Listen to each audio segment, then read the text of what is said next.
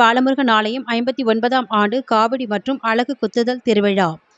செங்கல்பட்டு மாவட்டம் மதுராந்தகம் அடுத்த கிளியாநகர் கிராமத்தில் உள்ள ஸ்ரீ பாலமுருகன் ஆலயத்தில் ஆண்டுதோறும் ஆடி கிருத்திகை முன்னிட்டு பரணி காவடி எடுப்பது வழக்கம்.